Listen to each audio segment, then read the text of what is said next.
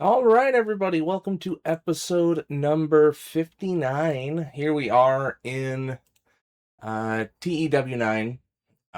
Here comes the money mod for 2001. We have gone almost 8 years in game. Here is our new logo because we're doing this TNA ECW hybrid thing. Came out relatively nice. I was trying to go for the old WCW NWO revenge stuff, but when you look at that, the divide goes with the W for WCW. Well, we don't really have that here. So I tried to change it to the left to go with the A, but I didn't want it to be like fucking like parallel with it. So that worked out pretty well. I've also got new stuff here, golden turning point and stuff. New branding for the new year. We have an immediate show, first thing on the thing, first show on the docket. Uh, and as I said last time, we're going to do the brand split. Only one person shot out an idea, and that's the idea we're going to run with. But first, we're going to have to do the show. This is essentially where the draft is going to be.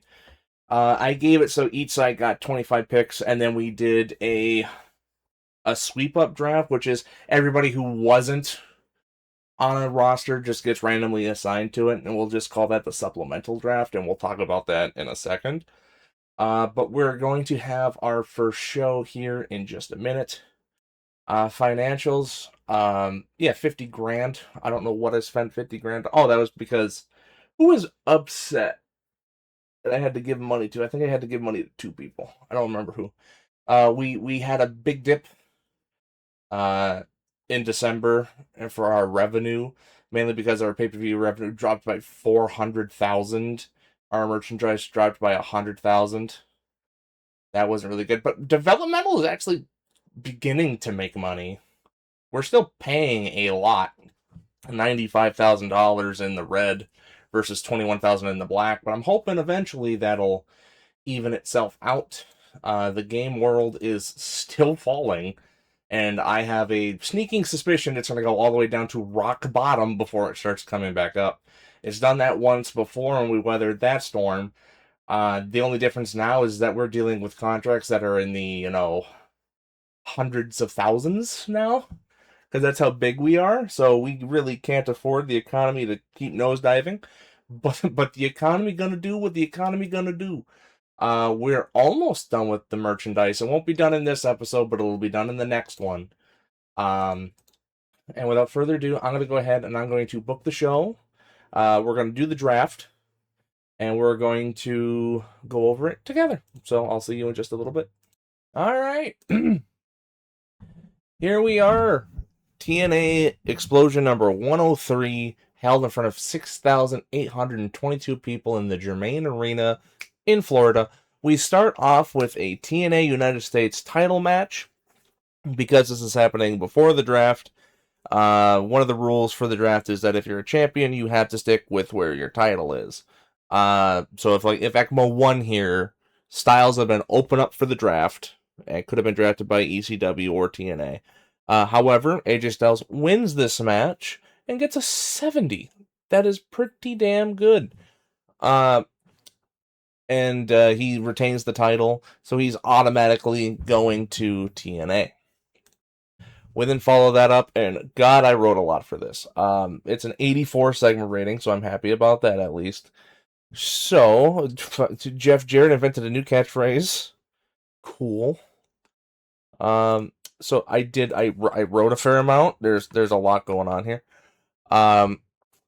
So right after that match, we go to commercial break because that AJ Styles ECMO match was about 18-20 minutes long. Following that, we would have went to a commercial break for about 5 minutes. When you come back, there are two podiums. On the left, you've got TNA with the gold TNA that we're using now, and then on the right, you have ECW with their traditional barbed wire logo. On the TNA side, you have Jeff Jarrett, all nice in a suit. You have Austin, dressed like Austin normally is. On the right-hand side, you have Paul Heyman, dressed in his ECW Booker outfit. And then you have Dwayne Johnson, wearing his $500 shirt and whatnot. Mick Foley stepped up to the podium. He has been chosen as the commissioner for both TNA and ECW because he's going to be as impartial as anybody else here.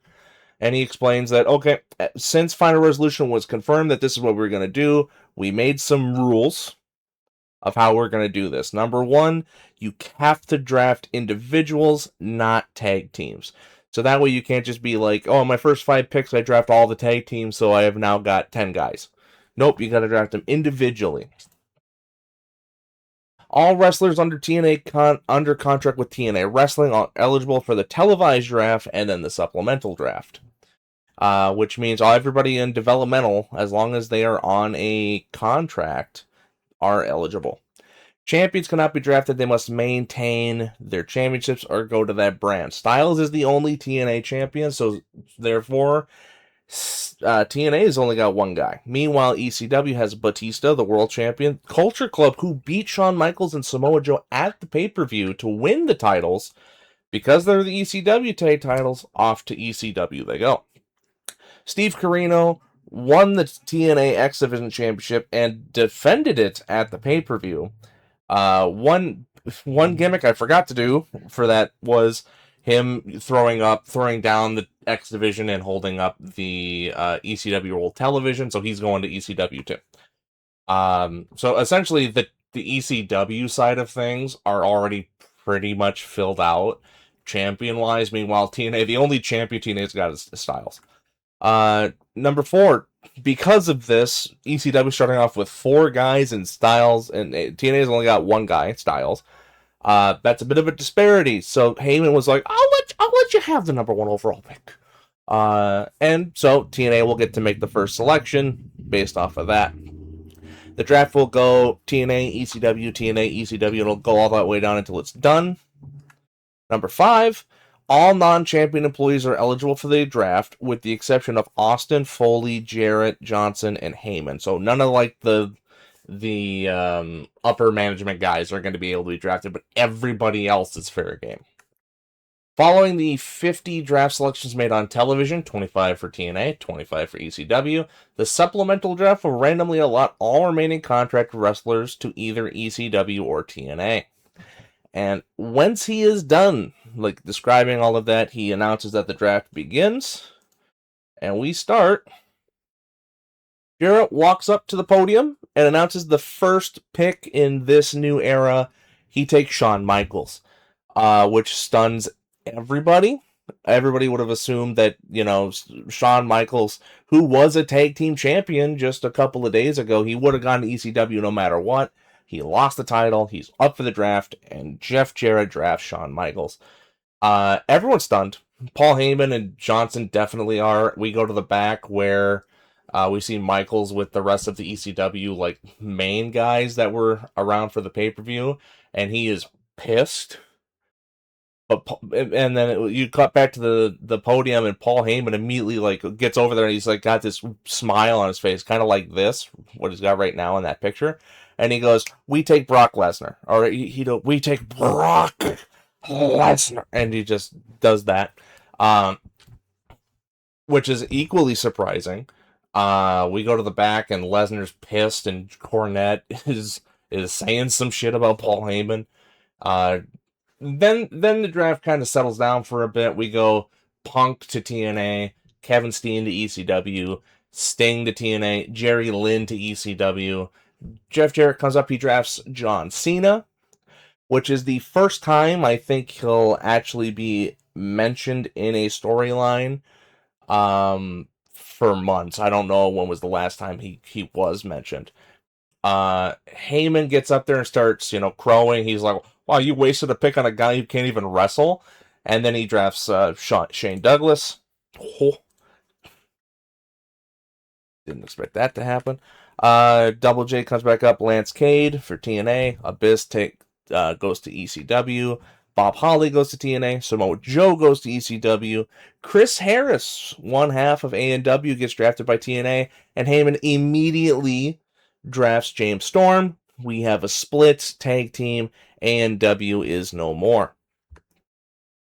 TNA takes Mark Jindrak. ECW takes Hayabusa. TNA takes Mitsuharu Misawa. Heyman takes Masahiro Chono. Chono's not here, but you see Misawa in the back, and he's like, oh. He doesn't seem too heartbroken about it, because it looked like toward the end there, the last couple months, or last couple weeks, they had started to fray a little bit, so now they're being split up. Double J takes Monty Brown, and Heyman takes Elix Skipper. Imagine Elix Skipper, because keep in mind, Elix Skipper, when he joins TNA and he's doing all that stuff in 2005, he's in like his mid-30s. Imagine him like 10 years earlier. I could totally imagine him being a mainstay ECW guy if he were wrestling at that time.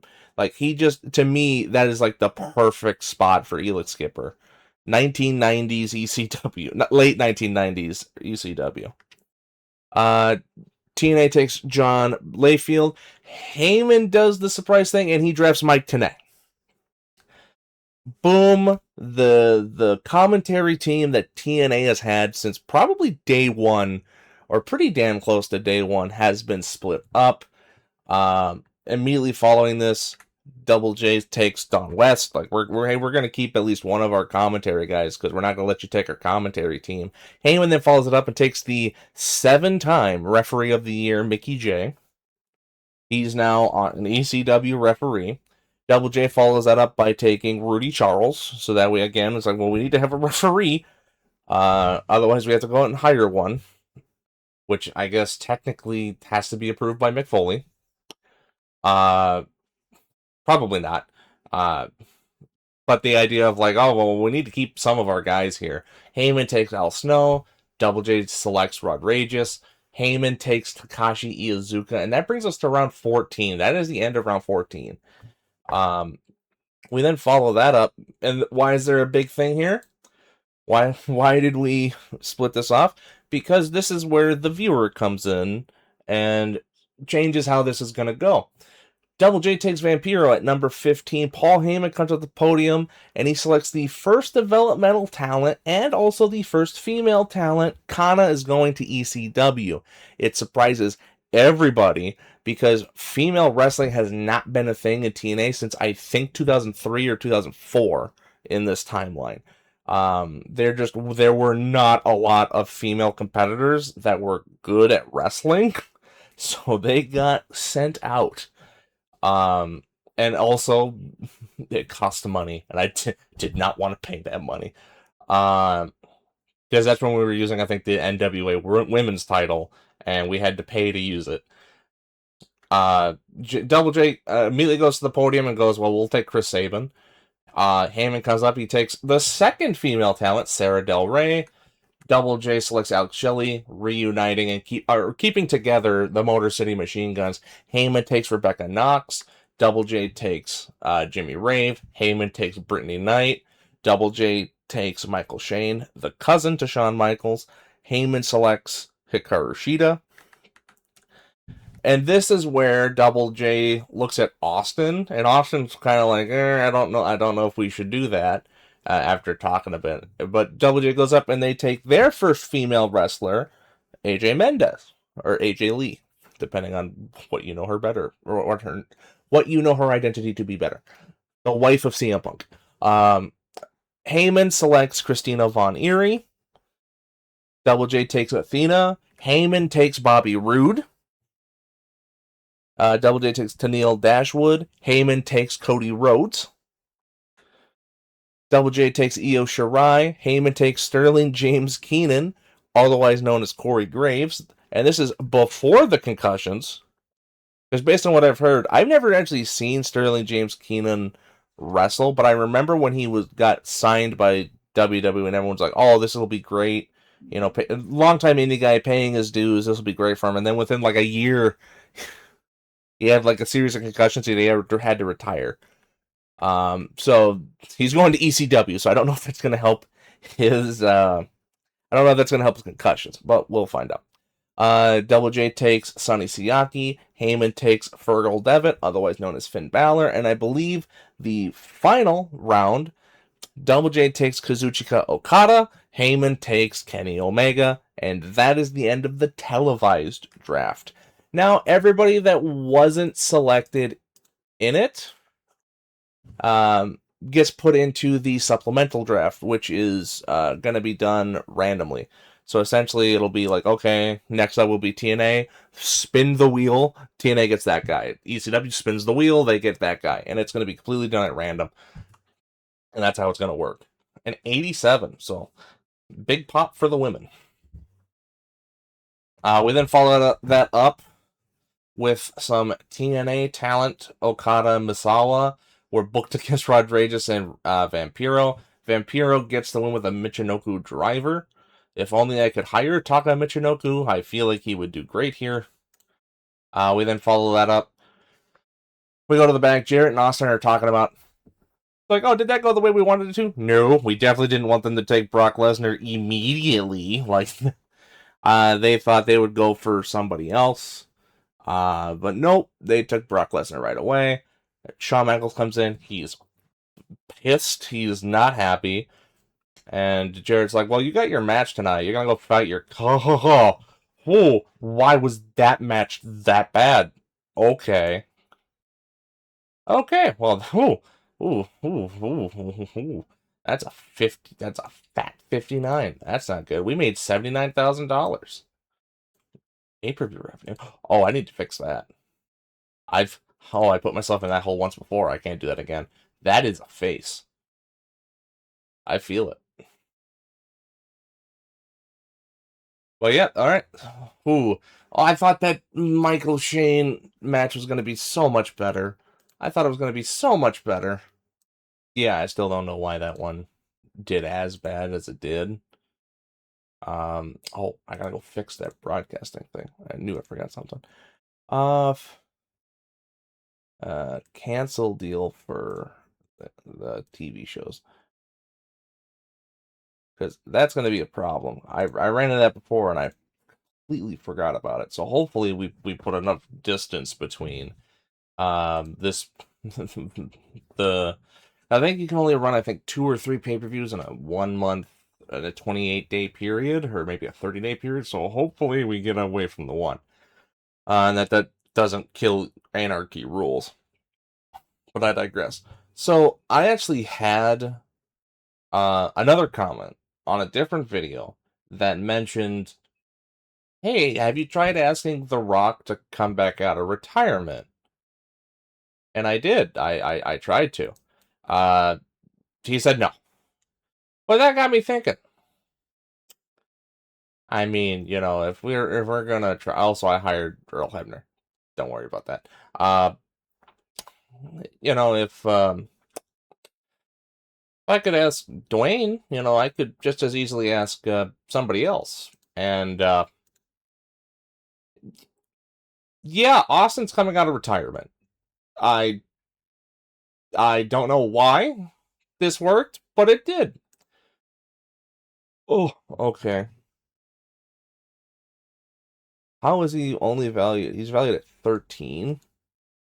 Oh, but his popularity is through the roof. Okay, we'll give you 15,000. We'll give you 25,000. All right. Hi, Chris. And just like that, we have Austin. We have Stone Cold Steve Austin. I'm stunned. Yeah, I have nothing else to say to that. The fact that that was even possible is astounding to me. The Rock still says no. Maybe it's because because I think it says that Austin still has that toxic. Yeah, he's still considered toxic due to the fallout of his scandal. I don't know how long it takes for that to go away, because The Rock had that. That's the only reason we were able to sign The Rock in the first place, was that he had some kind of scandal and nobody would hire him. And then we did. And that's why we still have him. Same thing with Austin. That's the only reason we have him now, is because he had some weird scandal. And now he's gonna wrestle. Unironically, I cannot believe it. We're paying him, and we have him under contract for another 2 years. We had him on a 3-year deal. That is very good. All right, so I'm gonna have to change some of my booking plans because Austin, yeah, because next pay per view is an ECW pay per view. So we cannot have Austin on that because that's gonna be because he's on TNA. If I'd been able to get Dwayne, that would have been nice. But you win some, you lose some. And that was definitely one that I won. Um, some other things that I had figured out. If you want to look at the rosters of each of them, the TNA roster, uh, people that didn't get mentioned in the draft were Andy Douglas, Jay Stevens, Chris Hero, uh, Doug Gilbert, the original guy that we had doing our road agent stuff. We still have him. ECMO, Eric Young, Evan Courageous, Rikishi's still here. Gix, Seth Rollins is here. Who else? Kevin Kiley. Oh God, what was your name? Oh, what was your name? Oh, Alex Riley. That's what it was. Kota Ibushi, La Parka. Who else? Mark Johnson. Forgot we had him. Yeah, he's going away soon. He's going to be gone in how many days? His contract expires in 26 days. So we'll have time for him to job later. I could have him get beat by Austin, have that be the Austin's big return, I guess. Matt Morgan went to here. Matt Sydal went here. Um, Miro, that's right. We have Rusev. MVP makes his return to the main roster. Dolph Ziggler is here. Nick Jackson, I still don't know why you're here and Matt Jackson isn't. I'm going to rectify that right now. Get down there. Nigel McGuinness went here. Randy Orton isn't here yet. Oh, maybe I could wait until he's back. Contract expire. This contract doesn't begin until Thursday, January 22nd. So I could have Orton and Matt Hardy, and that be the big moment. Rodriguez recovered. Scott D'Amore's here. Shelton Benjamin. Who else? The Miz, and that's it. So that's everybody for TNA. ECW. Axel Dieter. That's right, Ludwig. Brian Christopher. Chad Collier. Another guy who he's just been a staple of my roster. He just does good matches. Charlie Haas and Russ Haas went to ECW. Chava Guerrero. El Generico did, so he joined Kevin Steen. Hector Garza. Am I missing anybody? Jeffrey Johnson, some random guy. I don't remember signing him. He's the protege of Mike Quackenbosch. This guy is a quack. Oh yeah, that's right. Jim Cornette's on ECW, so that'll be fun. I wonder if you walked up to Jim Cornette and you asked him, would you rather be with Vince Russo or would you rather be employed by ECW? Which one would you rather do? Uh, I That's a genuine question. I would actually be curious to know what he would do. John Moxley is the ECW. Jushin Liger is ECW. Kana, with the modern day face paint, but she is now here. She's probably going to be one of the better wrestlers that they have. Yes, yes, she is. Somehow she's already hurt. I think when I imported all of the wrestlers that weren't in the Here Comes the Money thing, I think they took all of their durability stuff. So it's like, oh yeah, because I think there's some people who are like, oh, they've never wrestled, like they're brand new and they're immediately retiring because they're hurt to hell and back. Oh, Matt Jackson. I did have the Young Bucks up here. I don't have them up here anymore. Maven went to ECW. 7-time TNA Referee of the Year. NWO Sting is here. Perry Saturn just signed him. He's officially here now. He'll be on ECW starting next week. Petey Williams goes to ECW. Another guy I feel like would have done great in ECW. Just the Canadian Destroyer alone would have made him one of the. I mean, 911's whole thing was he choke slammed people. You think if this guy was hitting Canadian Destroyers on Tommy Dreamer's wife, he wouldn't be getting over? Like, this man would have done well in ECW. Becky Lynch, Russ Haas, Samoa Joe, Sarah Del Rey. I don't know why. That is a really weird picture. It's like it was taken from a magazine or something. Shane Douglas, Silas Young, Simon Diamond returning to ECW, Sanjay Dutt, another guy I feel like would have done really well in ECW. Sterling James Keenan, we'll see how he does here. Steve Corino, Takashi Iizuka. So far, he's been doing pretty damn well. Tomko, you're not supposed to be here.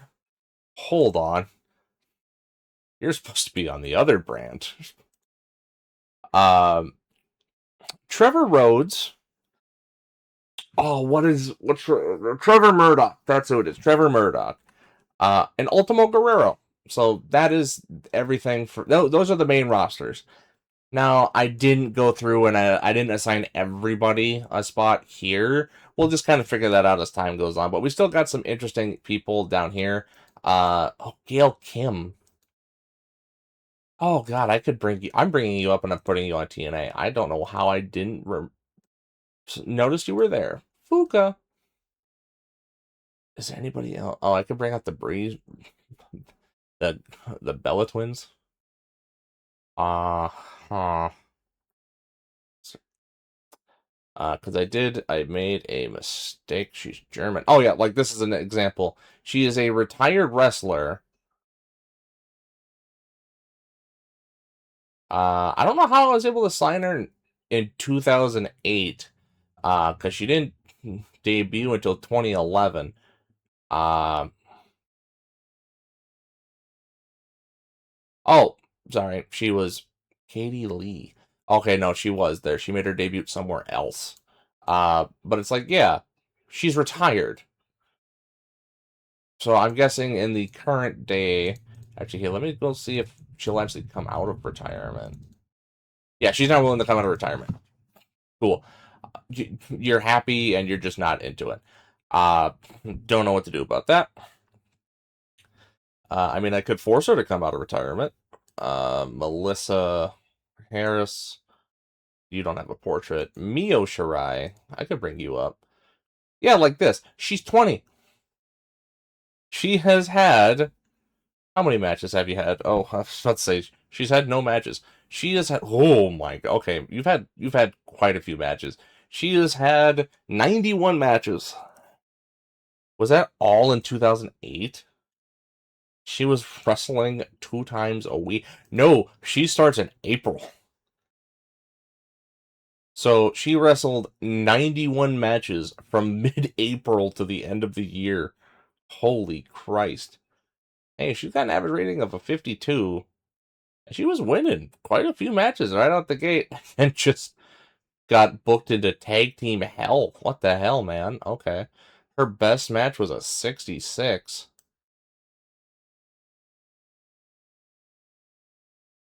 I see 61 where she beat Io Shirai. But I don't need to go through that because you probably can't see it anyway. But like, yeah, that she's had no injury history. So why? Uh, I wish you could track how their durability is, because I mean, there's no way she's in that. Yeah, I mean, if she got like super hurt several times, I can understand where maybe the wait, body 65, head 42, arms 76, and legs 78. I'll have to go fix her neck. I mean, I'll go with that. I'll put it at 70, but I find it really, really hard to believe that a 20-year-old wrestler is going to be this fucked up. Um, but I could also, yeah, you got technical. I'm bringing you up to TNA. Because I made the mistake of drafting Dakota Kai, uh, or bringing up Dakota Kai, and she's gone out for like a year. Where is she? There she is. Yeah, torn rotator cuff. So she gone for a while. So we'll send her back down because she's hurt. There's not a lot I can do about that. Gail Kim, welcome to TNA. And then who is the other person? Oh, Mio Shirai. Welcome to TNA. All right, because technically Michelle McCool is not here yet, but she will be very soon. All right, a lot of cleaning up there. Oh, I think that added like 13 minutes. Probably gonna go through and trim that down.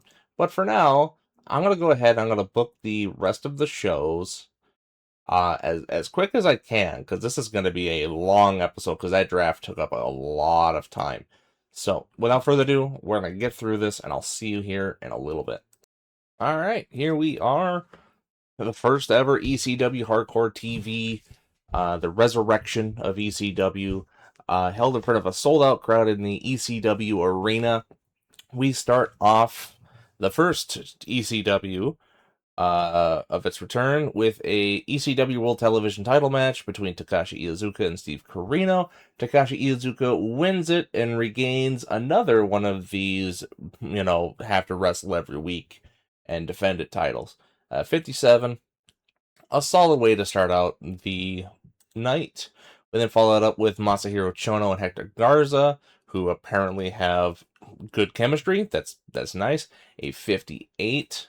Um, Chono comes out and cuts a promo saying, he's going to go it alone. He's not working with anybody else. He did that before the invasion, and then, it all fractured apart because people wanted to go their own ways. So he's going to go his own way, and he's going to try and go for the world title. 71. Maven in the Culture Club taking on Kenny Omega, Samoa Joe, and Perry Saturn. They debuting Perry Saturn. He helps a lot in this match. And Samoa Joe pins Jason Cross. Not a bad match at 57. Need those to start ticking up. Oh, Lesnar cuts a promo. He's here. He's pissed. We then follow that up with Shane Douglas and Batista, two members of Paul Heyman's little cohort, taking on Jushin Liger and Brian Christopher. Just go out there, beat somebody. Oh, Batista broke his arm. Okay, so we just can't have nice things. So we're gonna have a new champion. It's just what's gonna happen. Hey, Rock, would you come out of retirement if I gave you like $1 million? Because that's bad. Oh, hey, cool. They go backstage and they cut promos. The promo is Batista's in fucking agony because he's broke his goddamn arm. Then we follow that up with Hayabusa getting beat by Brock Lesnar, best match of the night. And a good way to end the show. Okay, aside from the fact that, Batista broke his arm, that was a pretty good show. I'll take it. Yeah, he's out for 2 months. Oh, yeah, he's gonna have to drop the title. We actually made money on that show. That's pretty good. We made $10,000 in broadcast revenue. All right, that paid for show costs and the marketing. So that's actually pretty good, I think, all things considered. Is that just the money we're making from broadcasting it on TV is paying for the show? That's good. Great Lakes went up by 1, and Puerto Rico went up by 1, and we're currently in the tri-state, which is a 57. But we only had 1,800 people show up. Now, to be fair, that's the limit of the arena. But even if we'd gone to a bigger arena, it was only going to be about 2,400 people showing up. So there was not. Ugh. There was not much there. That sucks. 332,000 people watched ECW, and he broke his goddamn arm. Oh, why? Well, before we go on to TNA, we have to, well, you gotta vacate the title because you broke your arm. Well, I hadn't planned on there being an ECW title tournament, but I guess we're gonna have like a King of the Ring style thing at Anarchy Rules. So that them's the breaks. I'll see you in a minute. All right. Here we are, Team Explosion number 104, held in front of 5,100 people in the Augusta Civic Center. I think that must be a sold out Civic Center. I'd hit select best option, and it chose one that way went under. We could have got about another 1,800 people in there. We start off on the pre-show. We have it says TNA US Tourney is supposed to be the X Division tournament because AJ Styles has the United States title. Start off Shelton Benjamin versus Kota Ibushi. Shelton Benjamin wins in a kind of a lackluster match. We then follow with an even worse match, and Evan Courageous got a hernia. Everyone's getting hurt.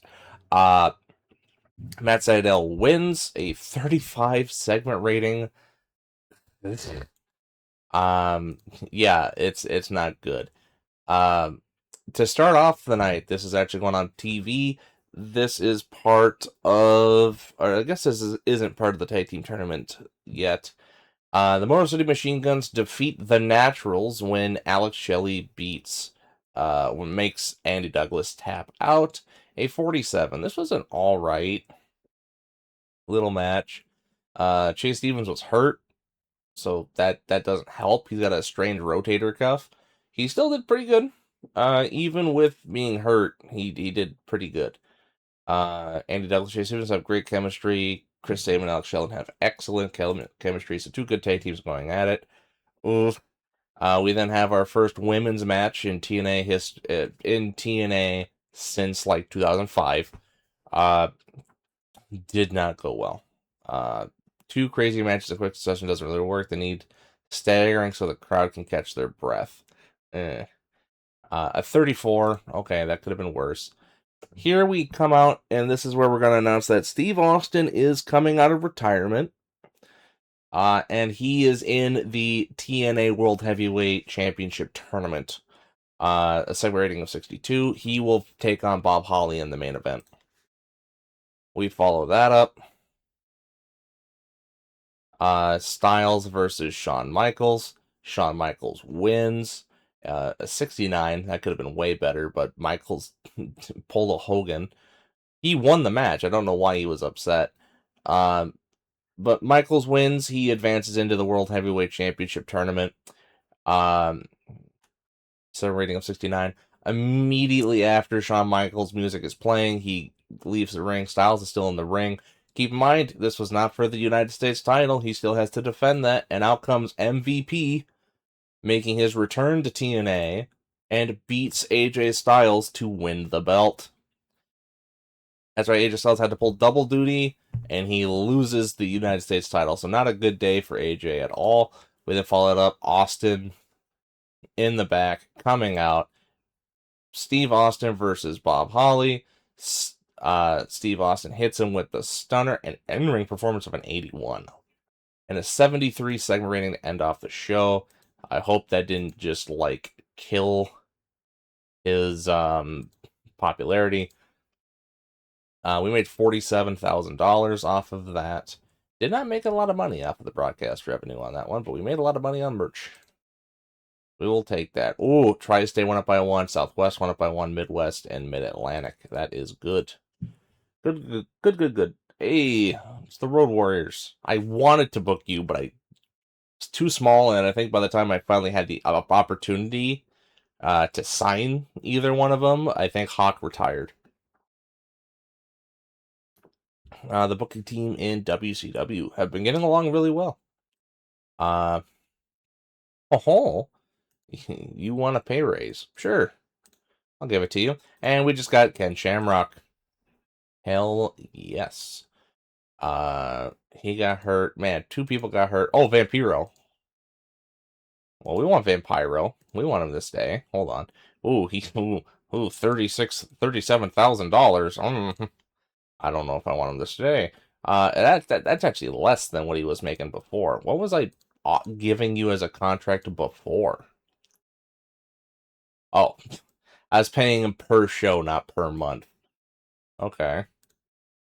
Cool. Yeah, I'll do per month again, or per show, so I don't have to pay you an exorbitant amount of money. If anyone wants to fight me for him, I guess you're welcome to have him. We're in the black, surprisingly, given the situation. I mean, yeah, we're only 9 days in. The game world is still falling. Is it anywhere? Man, Mexico's doing nice. That's nice. Falling there too. Okay, Britain's going up, Japan's falling, Europe is in this weird stage of one's falling, one's going up. Oh god, we could be in Australia. And India is an inactive game area. Good to know. All right. I'm gonna go ahead, book the next show. I'll see you in just a minute. All right, here we are with the second ECW Hardcore TV show. James Storm beats Hector Garza with a spinning crucifix toss. A 48 segment rating, a pretty decent way to start off a pre-show. We then follow that up with Kenny Omega and Maven, and they actually put on a very good match. Um, Happy to see that. Maven beats Omega. We then go on to the actual opener of the night. It's Masahiro Chono taking on Chad Collier. 57 segment rating. We then followed up with another 3-on-3 tag match. Perry Saturn beats Paul London again. Actually, I don't know. No, Samoa Joe won last time. But Perry Saturn beats him. The match was designed to tell a story. A 43. Not happy with how that went. The three of them, celebrate. Not bad. Chono comes, cuts a promo backstage, putting himself over, just like he did the week before. We have Samoa Joe and Shane Douglas having a backstage promo because they're teaming up tonight in the main event, which is coming up soon. Batista comes out. He announces, my arm's broken. I'm going to be out for 2 months. I have to vacate the title, which he does. We then have the Haas brothers taking on Samoa Joe and Shane Douglas, and Samoa Joe wins with an Emerald Flosion, a 58. Not a very good match to end off the night, but Dwayne Johnson comes in and has one hell of a promo announcing essentially the tournament at the Anarchy Rules.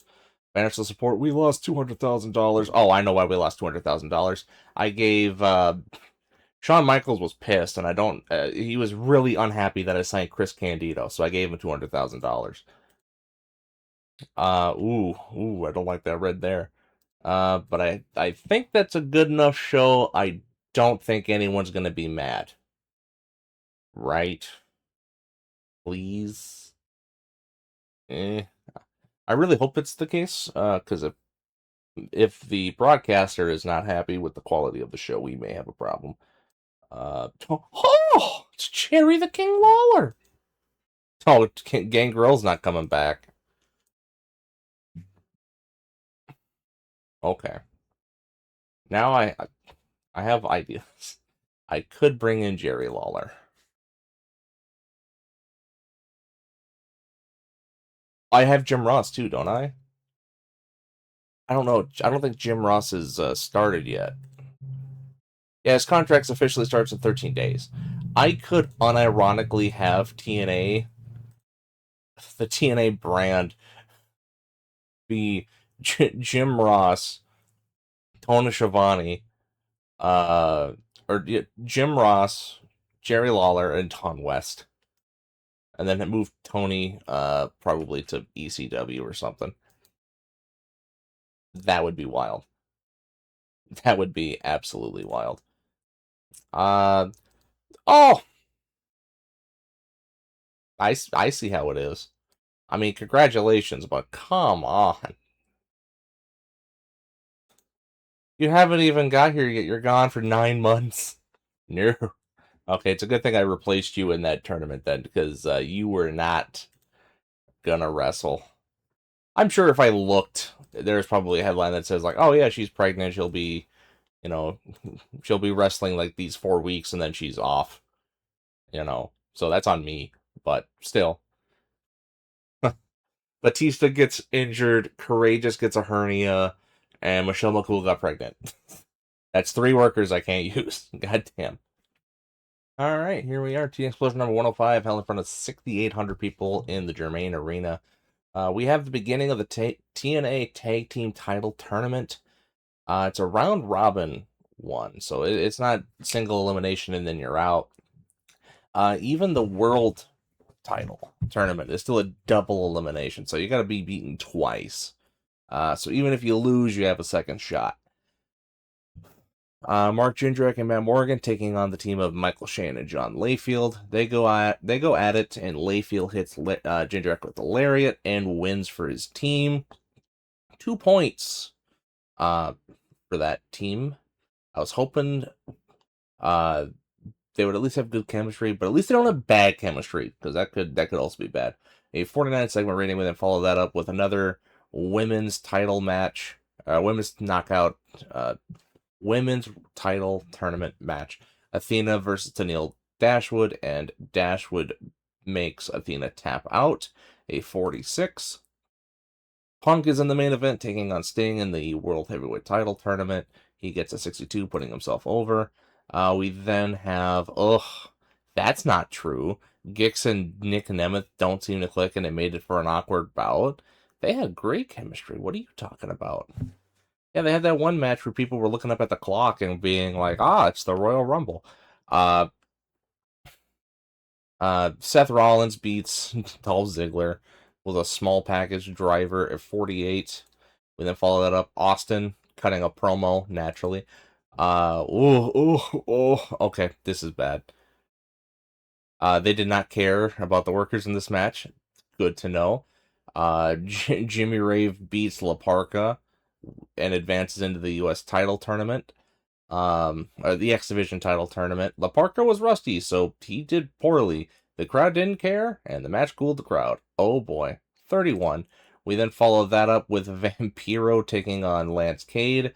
Vampiro beats Cade and advances into the winner's bracket for the double elimination tournament. He's 67. We then followed up. Sting is hyping himself up for his main event match. Two former TNA world champions going at it. How is that a 43? Are you high? What? No. How? How is that a 43? How? Dirt sheet. Okay, I need to. What was penalized here? Due to the negative impact of the road agent notes being used, poor commentary due to the lack of an associated storyline, being penalized for being done to a crowd that was already at an emotional high. This is the main event. That's the point. Oh, okay. I'm not happy. What? What are you? Are you high? We still made 60 grand. I'm not happy about that though. Oh, and we lost 2 popularity points because of that. Okay. Okay. I see how it is. Mm-hmm. Yeah. That's horseshit. That is BS right there. Hi, Arn. Yeah, that's how I feel right now, Arn. Sabu. Sabu's out. You're coming. I probably shouldn't be hiring everybody that comes out there. Uh, but I mean, I have ECW, so I feel like there's some guys that I just kind of gotta bring in, like Joel Gertner, and yes, Scott Steiner may be coming in.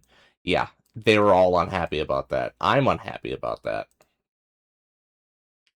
There is absolutely no way that should have been a 43. Why was it a 43? That's what makes no sense. That's what makes no sense to me. Why was that a 43? Like, that match should have been great, and it sucked. What are you talking about? Oh, that hurts. That hurts a lot. And what hurts even more is that I lost the popularity point in the Southeast, and I need those. Alright, well, we got 2 more shows and then the pay-per-view. So I'm going to go book those, and I'll be back in a minute if I don't throw my head through a wall. Alright, here we are. ECW episode number 3. Held in front of a sold-out ECW arena. We have a Fatal 4-Way match to pre-show match. Steve Corino versus Hayabusa versus Jon Moxley versus Cody Rhodes. And Cody Rhodes gets the win when he makes Jon Moxley tap out a 58 segment rating. Steve Corino was actually the weak link compared to everybody else, but a 58, good way to start off the show. We then followed up Kevin Steen versus Hector Garza. Should get Kevin Steen some reps in there. It's been a minute since he's wrestled. A 60, very good match. We then continue the ECW women's tournament thing we got going on. A 49 segment rating.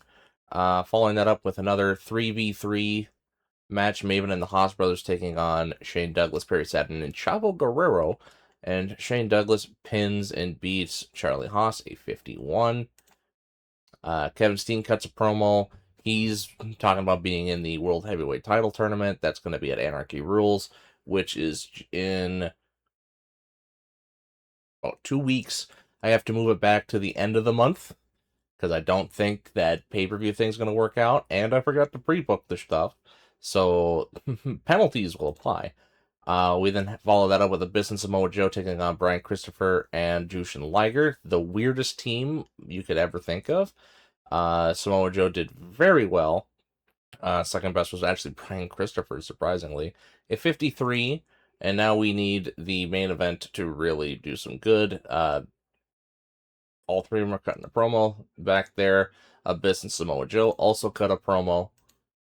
Brock Lesnar's cutting a promo where he's like, I didn't want to be here, but I'll kill everybody to get the title. Segment rating of a 79. He goes out there to fight Sanjay Dutt. Oh my god, Sanjay.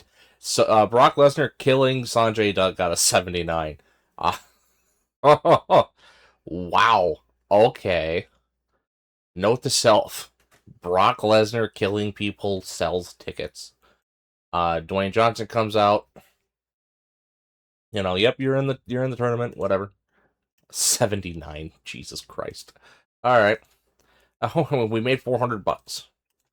And we got that Mid-Atlantic point back, but we didn't get that Southeast point, which sucks. Danny Dominion isn't... Oh, what was his name? He debuted at Destination X 2005, right? Like, that's the guy I'm thinking of. Chavo Guerrero. Different Chavo Guerrero. Fergal Devitt is now back with the company. And Randy Orton's here. Hey, hey, hey. Nice, nice, nice. Finance. Oh, we're still 60,000 in the hole. I gotta move you back. Ironically enough, this is gonna be a Saturday pay-per-view. Just so that way we can get that to work. We'll actually gain a large boost. Good. We've only got the 5 matches booked on it so far. But what I'm gonna do now... oh yeah, Batista's contract came up. And to give you an idea, Batista is working on an $8,000 per month contract. We signed that back in 2007. He is now currently asking for $80,000. So I'm about to UPW myself. They're down to under 2 million now, by the way. So long-term booking, trying to kill another promotion. And Jersey All Pro, well, they haven't had their pay-per-view yet, and that's where they get all of their money. But we'll see. I'm going to go ahead and book the next show, and we'll see you in just a second. Alright, here we are, TNA Explosion number 106. Held in front of 6,500 people at the Germain Arena. You can tell that loss of popularity is affecting me. Lost 300 people in a very short amount of time. Segment rating of 53, Montel Vontavious Porter, MVP, beats The Miz and retains the U.S. title. We then follow it up with a great chemistry. X Division tournament match between Shelton Benjamin and Matt Sydal. Matt Sydal wins, and they have great chemistry. I'm happy to see that. Segment rating of 45. And then follow that up. Seth Rollins against Jimmy Rave. And Seth Rollins wins, which means that the tournament final is going to be Matt Sydal and Seth Rollins. Following that, we've got Lance Cade and Sting. They're the ones who are taking each other on in the double elimination, which is what this round is. Yeah, I'm not surprised that this match is got that kind of a rating because there's very little difference there. Lance Cade had a 77 performance. Good match, all things considered. We then go over to AJ Styles, who is also taking on Bob Holly as part of the losers bracket from round one. We follow that up. AJ Styles beats Bob Holly in a pretty good match, a 67. And he advances onto the into the semifinals of the losers bracket. So boom, right there you've got two people advancing through in the losers bracket, Sting and Styles. And then on the winner side, you got Austin, Michaels. Oh God, who else? Can't remember them off the top of my head. God, why can't I remember them off the top of my head? We'll get to that later. Matt Hardy comes out. He's mad. He's like, I deserve to be in that world title thing. And if you don't want to have me, I'll leave. And Jarrett goes, okay, well, before you go, you're going to bust in. You're going to show off our newest talent. Out comes Randy Orton, and they go out there, an 80 segment rating, an 80 wrestling rating, a 76 crowd rating, 62. They did it to me again. That match had every right to be better than that. I'm so upset. We lost the point in Mid-Atlantic again. God damn it. Why? Does the game really not like it when you put epic or spectacle at the end? To me, that's what you should want. It's going to be the main event. You want it to be the big send-off. Funaki, hi Funaki. I don't really necessarily care about you right now, but we'll come back to you later. All right, everybody, welcome to ECW, the fourth one of the series. Held in front of a sold-out crowd in the arena. We have, again, Kev Steen versus Hector Garza coming back again because it's just a good match overall. Then we follow that up with Abyss and Perry Saturn taking on Fergal Devitt and Jushin Thunder Liger. I just realized a mistake. Hold on. The one match I booked that I was very keen on listening to or having time with, turns out he's already going. So I'll fix that just real quick. Give me a second. All right, so I fixed that. You'll find out here in a second what's going on. But we have a debuting Aaron O'Grady, formerly known as Crash Holly, debuting in ECW. He then goes out and takes on Trevor Rhodes and gets a 69. Okay, they're just having matches, and they're working. 69 segment rating, not bad. Batista's here. He's cutting a promo. He's like, "Don't forget about me. I'm technically I'm still the world champion. I have never lost the belt." Setting that up for the future. Oh, he did sign the extension. Stevie Richards debuts, talking with Shane Douglas and Steve Corino. Then we have Takashi Iizuka beating Silas Young, retaining the World Television Championship with a 67. Kevin Steen cuts a promo, putting himself over. We then had this, which, again, why is that not better? It's an 80 wrestling segment. The crowd's really into it. Why does it bomb? Why? It makes no sense. It's gotta be like some stupid penalty.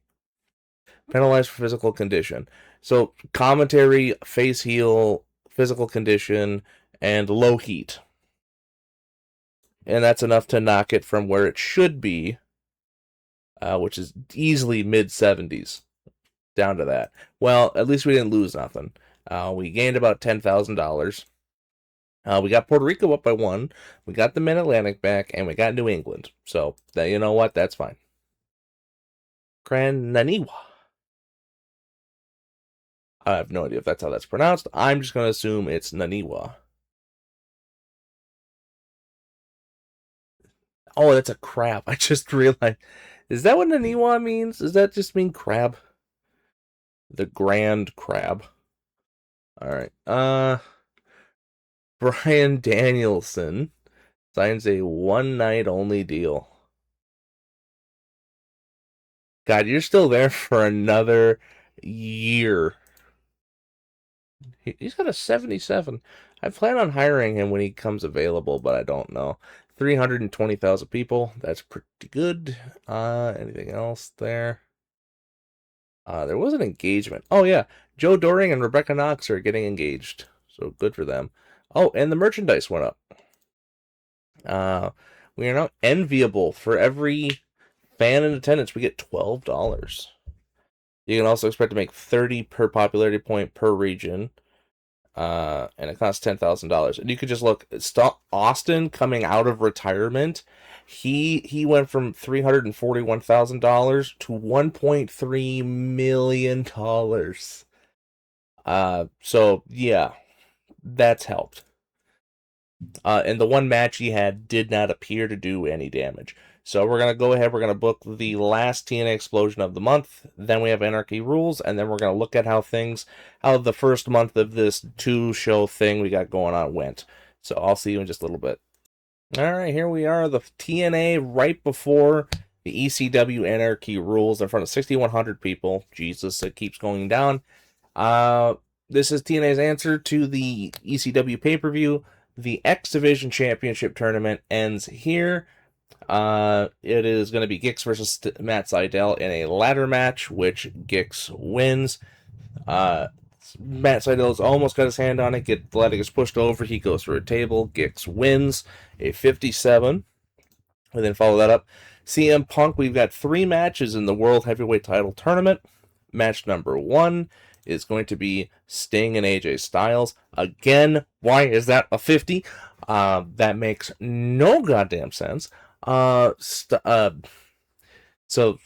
Sting is officially out. Styles is the only one remaining from the elimination, from the losers bracket.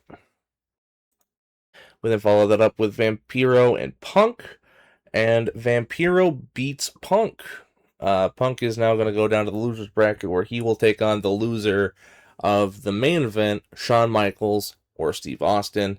And then the winner between Punk and whoever loses that match will take on Styles. And then the winner of that match will go to take on the loser of Vampiro and whoever wins the match. So we then follow this up. Shawn Michaels cuts a promo putting himself over.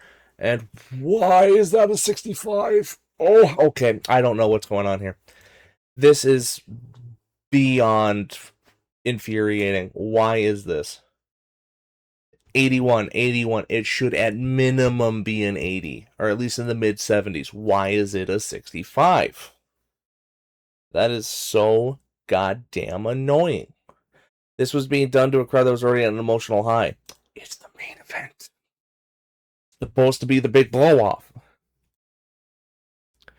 All right, we got a 66. We made $49,000. We got a 1 point in the Tri-State and 1 point in the Great Lakes, and we went down in the Southeast. Wonderful. Everything I wanted and more. Oh, I'm just gonna have to realize that I just cannot have. When you get to the main event, it's just got to be match aim regular. Can't do anything fancy with it, because apparently you just get penalized to hell and back. I could send Brock Lesnar out there to go beat the shit out of some guy, and it works. You know, he'll get an 80. I have Austin and Shawn Michaels going out there and put on a great, like, a spectacle, an epic match. The crowd was already the high, so there's no point building it up. I'm building it up to the fucking payoff, which is the ending of the match. Almost 500,000 people.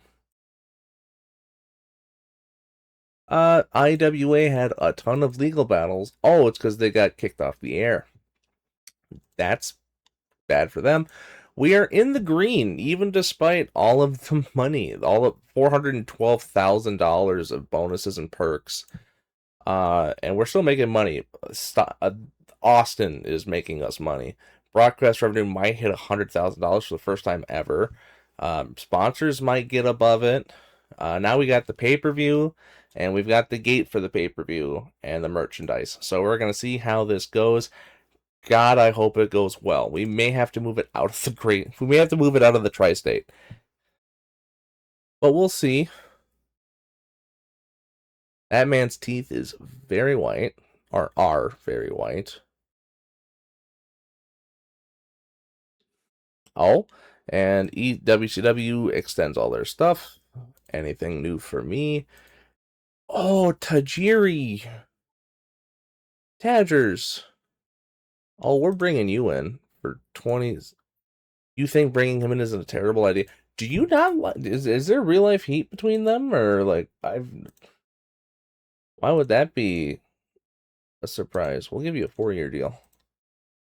5-year? 5-year deal.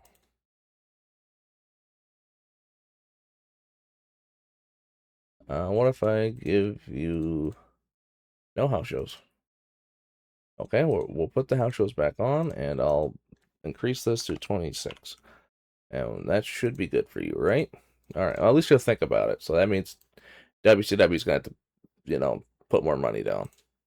All right. So I'm going to go ahead. I'm going to book this last show, and we'll see how it goes for this incredibly long episode. All right, here we go. ECW Anarchy Rules held in front of 21,166 people in the Thompson Bowling Arena here in the Southeast. We start off the ECW World Heavyweight Championship Tournament with Abyss versus James Storm, and Abyss beats James Storm and advance. We then follow that up with the second match, Perry Saturn beating Samoa Joe, 54. We then have a Abyss James Mitchell, where James Mitchell is talking about Abyss, going for what he considers his destiny to be the champion of the world, so on and so forth. We then follow that up. Third match of the opening round, Kevin Steen versus Masahiro Chono. Chono beats Kevin Steen pretty easy, 56. We then follow that up with a Chono promo after winning, kind of like an interview on the ramp. We then follow that up with Brock Lesnar and Shane Douglas. And Brock Lesnar beats Shane Douglas in a very, very competitive match. But Brock Lesnar wins. He advances onward down to 4 individuals: Chono, Saturn, Abyss, and Lesnar. We then follow that up with the ECW World Heavyweight World Television Championship being defended by Takashi Iizuka, who wins it, beating Maven, retaining the belt. We then follow that up with a promo between Lesnar and Cornette. Cornette hyping him up. Lesnar getting ready. He's sweating, but he's still good to go. Lesnar and Abyss is your next round, and Abyss and Lesnar essentially just have a big old hoss fight, and it goes on for less than 10 minutes, and Brock Lesnar wins it, a 70 match rating. That's pretty damn good. Following that up, it's Chono and Saturn. Saturn getting submitted by Chono. So your main event is going to be Lesnar versus Chono for the ECW World Heavyweight Championship. But before that, we have tag team action here. The Culture Club taking on the Afternoon Express in a match that sucked for some reason. Are you gonna force me to do this? Okay, fine. I'll play your game. Alright, I'll just throw in the women, because apparently it does not like it. Alright, you're gonna calm the crowd, and Khan is gonna win, and we're just gonna go with that. And yeah, you're gonna go right here. Cool. Calm the crowd down. What? Kana has a strong connection with the young female demographic who really liked her winning. Yo, fuck it. Shout out to the guy who pitched that. Kana wins and the crowd loves it. Okay, she's gonna do great in ECW. As planned, this brought the fans back down a little. She got a very good rating on her gimmick, and a 60. This was better than all of the Chono matches. Are you kidding me? Okay. Saturn and Joe talk about it in the back. They're both unhappy. They'd been teaming a little bit. Or no, where are they teaming? No, that was Shane Douglas and Perry Saturn. So Joe is mad at Saturn because he feels Saturn's like, oh, you beat me on a fluke and then you didn't even win the damn thing. So they have a little bit of an argument in the back. We then follow it up. Oh, thank God this match is good. It's green. I'll take it. Chono gets beat with a shooting star press. Lesnar is your ECW World Heavyweight Champion, and he celebrates at the end of the show, and that is a 71. I'll take it. Good ECW show. Look at this. So this Kana match that I just slapdash threw in there was better than the tag team title match, was better than Chono and Saturn, was better than Iizuka and Maven, better than Chono and Steen, Saturn and Joe, and Abyss and Storm. What? Okay. That seems outrageous to me. Address the locker room. Well, Brocky Brock, you're gonna get a pat on the back. Who else? Chono. I'll give it to Abyss. I don't think there was anybody. Where? Oh, praise for a good performance. Brock was very happy. Chono was pleased. Abyss was pleased. We made $1.1 million. Oh boy. $1.1 million. And oh, look at all that. Southeast didn't change at all, but Great Lakes, Mid-South, Midwest, New England, Northwest, Southeast, Tri-State, and Hawaii went up, as well as all of England, most of Mexico, and a couple places in Canada. That's pretty damn good. Apparently, Scott Taylor has taken on Sterling James. Scotty Too Hottie is now trying to mentor Sterling James Keenan. I think he'll benefit. There are rumors by saying that the morale isn't very positive. I am aiming to lift it. That people like that. I have a lot of faith in him. We didn't see AJ Styles. You're not on the brand. Did I? Oh. Yeah, just give him a break. Are you concerned? No, she had one of the better matches of the night. We had like 10 matches and she was in the top 4. I can't be mad at her. I have faith she'll get more assistant. Shawn Michaels. Just giving him a break. You hire Candido. Already works. Alright, that didn't seem to piss anybody off, so that is good. And this is the end of the month. It's the end of January, so we'll see how it goes. I'm with a show like that where we profited $1.1 million. I think we're probably gonna have a pretty damn good month financially. And that was only with one thing. Amy Dumas evolving. What's she evolving into? Daphne. Oh, she's leaving? She's leaving, and she's got some good stats, and she's relatively...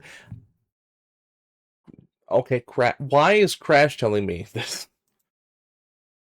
I am confuzzled. Limit to major. Yeah, I can do that. I wasn't prepared for Crash Holly, of all people, to be like, yeah. Oh, Stacy Keibler was available? Okay, I probably wasn't going to have a shot at her anyway. She's an 80 popularity, $124,000 a month. Oh, I don't think I'd have been able to afford it. Jim Cornette is going to the Federation. No, because he's still being... He's the booker, so he can't go.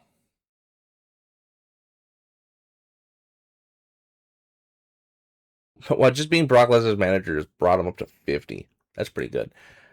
So even if he got hired, oh, what is this? This is a chief civility. No other companies have outstanding contract offers. Any recent offers have already been rejected. So he told WWE to fuck off. which is very Jim Cornette coded. 712,000 pay-per-view buys. Oh, okay. Hold on. Where is Final Resolution? Just so I can. Where is it? So I can compare. 712,000 pay-per-view buys.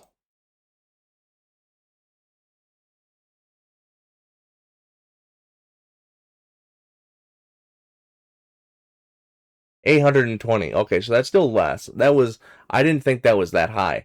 We almost had a million people buy Final Resolution. That is outrageous to me. But that is still pretty good for an ECW rising from the ashes. We made $600,000. Pay-per-view revenue went down $100,000 again. Ticket sales went up $200,000. Broadcast revenue doubled. Sponsors got about another $20,000, and merchandise damn near doubled. Oh, and developmental is almost offsetting each other. $57,000 we made, we lost 77. So maybe in another month, we'll actually be making money off of our developmental teams. That would be pretty good. We will see here, though. This is definitely, surprisingly, not that bad. To run 4 more shows, a whole nother weekly show, only costs about another $65,000. That's like nothing. That's easy. And actually, not even that. If you look at the amount, I gave away like $400,000. So that could have been $1 million. That could have been infinitely higher. I am very interested to see how this goes. Oh, lockdowns in 2 weeks. Hold on. Hey, we're gonna move some of these back. That's the third Sunday of the month. Okay, yeah. Oh, it is the third Sunday. Okay, we're gonna move that back to the 22nd. And then you're also the third Sunday of the month. Okay, that's okay. Just some weird shenanigans with February. And then April. That should be April's about a month. Okay, fix that. There's under no circumstances should we have a pay-per-view on the third Sunday of the month and it'd be on the 15th. No. If that's the case, we just kick it out a month. So we got locked down in 3 weeks, which will be a TNA versus ECW event. So there will be this will be like our War Games Survivor Series thing going on. That's the plan. We'll see if it works to it. How's merchant? Jesus H. Christ. Austin almost had $1.5 million. How much did that bomb of a match hurt his popularity? I hope it didn't do much. It didn't do anything. Good. Thank God. Oh. It did hurt Sean, though. Actually, no. Sean in July fell down to 75. He came back up in December, but he fell down again. Surprisingly enough, Batista, where is he? Batista is more popular in America than Shawn Michaels is. And we're only 3 months away. Or technically, I think he comes back in April. So so February, March. No, I think he comes at late April. So he'll definitely be here in May. He's still in the 60s. Gee, Jesus. Yeah, he's got a 0. He's out until the end of April. So he's going to be gone for a while. Arms is 66, legs is a 77, and the body's a 48. We'll see how that goes. He's going to have a very hard time fitting back in. How is Gix doing? Because he did pretty good. He's at a 43, which is about where he was already, so he didn't go up or down. Did anybody demonstrably jump up or down? Lesnar did just win 3 matches in one night and won the title. Yeah, that's what I like to see. Yeah, he jumped up a lot. Okay, that's good. So we're gonna end off the episode here. We're making money. Surprisingly enough, this idea is working. Our developmentals are coming along just swimmingly. Where's Impact Pro? Impact Pro. I think this is the one that got me money. This is the one that did it. Pay-per-view revenue was $17,000. Ticket sales was 52. Sponsors and merch. Merch is small, but it should be getting up there. That is good. So this is where we're making our money. Oh, they're almost at a 35 in the tri-state. Okay, so they're about to go up to small. That's that's pretty good, all things considered. Let's take a look at TNA IWA. This is where we lost a lot of money. Why are we paying $82,000 for workers? Is this the Kevin Nash tax? Am I paying a lot of money for Kevin Nash? I like how he's like, oh, he will not negotiate with you because he had such an awful time he quit. And it's like, he's still hired by me, you know. There's somebody's making a ton of money here, and I need to find out who. Yeah, because it's like, yeah, these are all written, so he's making $2,300 a month. I'm paying that. He's also making $2,200 a month, but that's a flat rate. Who's the guy making an exorbitant amount of money? Funker. It's Terry Funk. Okay, well, you know what? It's Terry goddamn Funk. He can make some money. I'm fine with that. Oh, is it because we're just running event after event after event and we're using all of those guys? That might be what it is. But that should rectify itself in a little bit. Mid-Atlantic and then the knockouts. They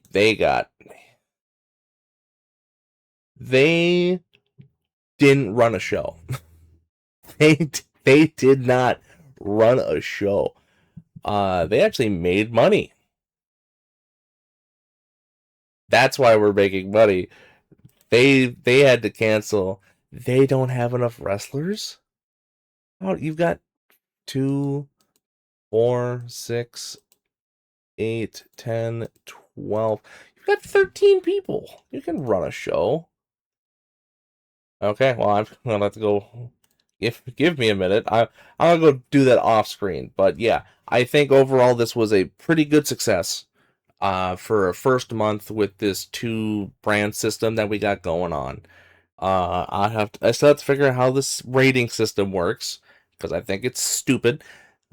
There's no reason why you should be penalized for your main event having a big blow off and being like, well, they can't get any emotionally higher than this. It's like, I don't need them to. But that's a nitpick for another day. For now, we're going to end off here. I'm happy to have done this with you guys. I think it's going to go pretty good. I'll see you in the next episode. Bye-bye.